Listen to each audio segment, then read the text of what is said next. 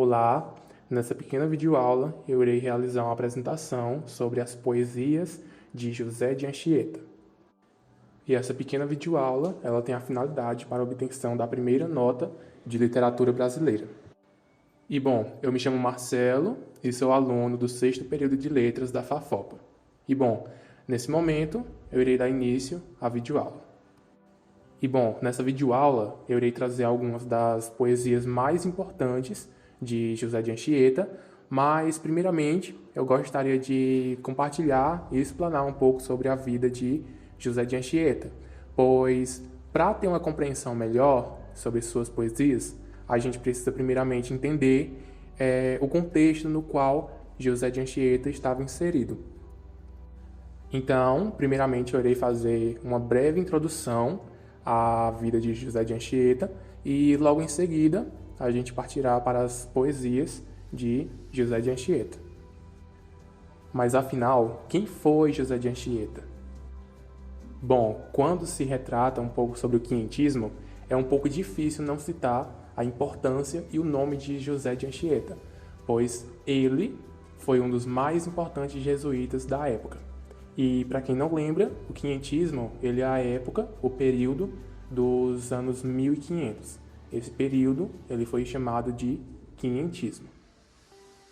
E bom, aqui eu fiz uma separação de alguns tópicos e cada tópico está relacionado um pouco da vida, um pouco da trajetória de José de Anchieta, certo? Então, a partir de agora, eu irei adentrar um pouco mais a vida de José de Anchieta. E logo em seguida, partir e explanar e também interpretar algumas de suas poesias.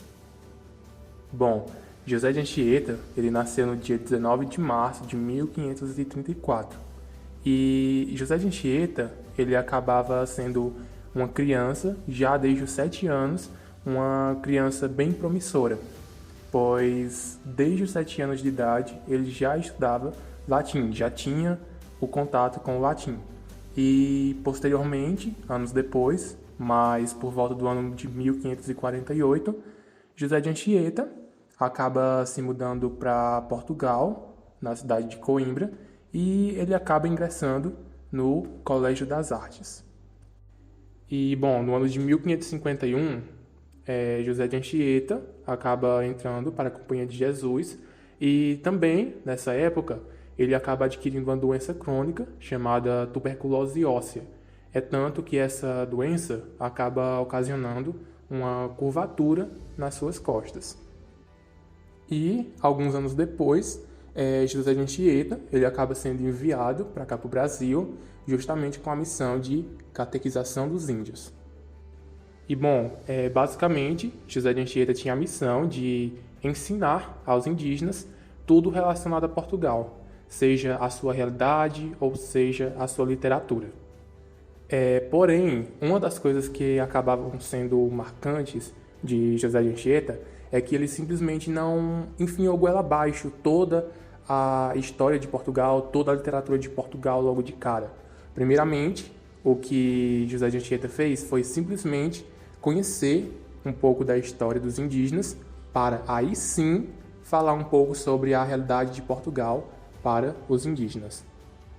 E bom, algo que foi até necessário foi levar todo um processo para que José de Anchieta conseguisse se comunicar com os indígenas, conseguir transmitir as coisas que ele desejava, que almejava, certo?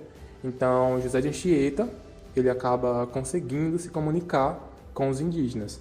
É tanto que ele foi a primeira pessoa, o primeiro padre jesuíta, a conseguir escrever uma gramática de tupi. E bom, algo que eu queria destacar aqui por último é que o padre José de Anchieta, junto com outros padres jesuítas, acabam fundando o Colégio do Piratininga, que no caso, ao redor desse colégio, acaba se formando uma vila chamada São Paulo. É tanto que essa pequena vila acaba dando origem à cidade de São Paulo. E o nome José de Anchieta acaba tendo uma grande importância no Brasil todo, mas em especial na região sudeste, principalmente nos estados de São Paulo e nos de Espírito Santo. É lá que a gente observa muita questão assim de homenagens realizadas a ele, como por exemplo o nome de rodovias, estátuas, cidades. Então a gente acaba observando uma grande importância que José de Anchieta tem. E bom, finalizando agora sobre a vida de José de Anchieta, a gente partirá agora falando um pouco mais sobre as poesias de José de Anchieta.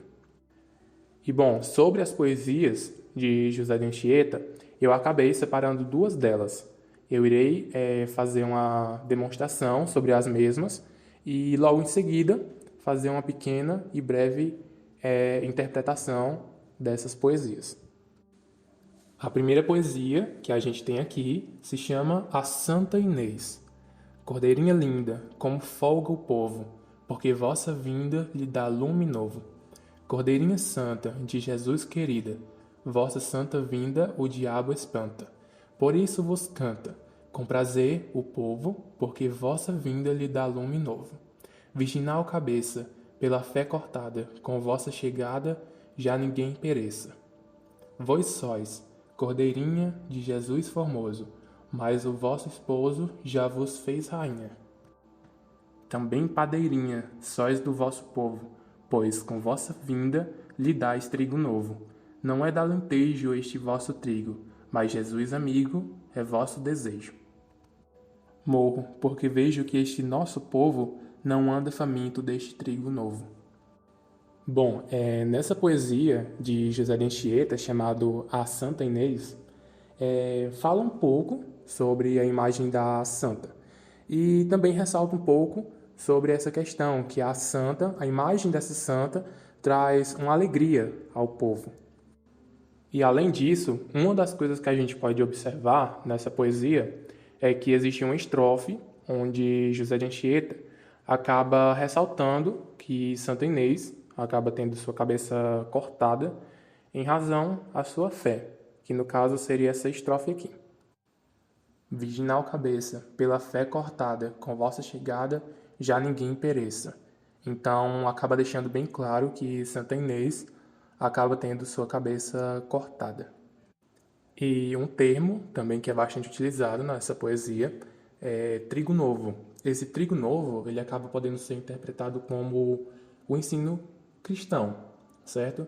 E o eu lírico acaba demonstrando uma tristeza, principalmente por conta que o povo acaba não se sentindo faminto deste trigo novo. Ou seja, as pessoas não se sentem à vontade, não querem aprender sobre os ensinamentos cristãos. E, por fim, aqui a gente tem o poema ao Santíssimo Sacramento. Vamos lá. Ó que pão, ó que comida, ó que divino manjar, se nos dá no santo altar cada dia. Filho da Virgem Maria, que Deus Padre cá mandou, e por nós na cruz passou crua morte. E para que nos conforte, se deixou no sacramento, para dar-nos com aumento sua graça. Quando na minha alma entrais, e dela fazeis sacrário, de vós mesmo é relicário que vos guarda. Enquanto a presença tarde de vosso divino rosto, o saboroso e doce gosto deste pão, seja minha refeição e todo o meu apetite, seja gracioso o convite de minha alma. Pois não vivo sem comer, como a vós, em vós vivendo, vivo em vós, a vós comendo doce amor. E nessa poesia de José de Anchieta, acaba ficando bem claro do que se trata. Nessa poesia, fala do momento em que os católicos eles recebem a hóstia, que ela é considerada como o corpo de Cristo, certo? Então, essa poesia acaba sendo referência a esse momento. Então, a gente acaba observando uma visão mais religiosa por parte das poesias de José de Anchieta. Ele possuía também uma literatura mais catequética, certo? E bom, era isso que eu tinha para passar. Espero que as informações tenham ficado claras e que eu tenha conseguido transmitir a informação de maneira correta. Então, é isso. Agradeço pela atenção e tchau, tchau.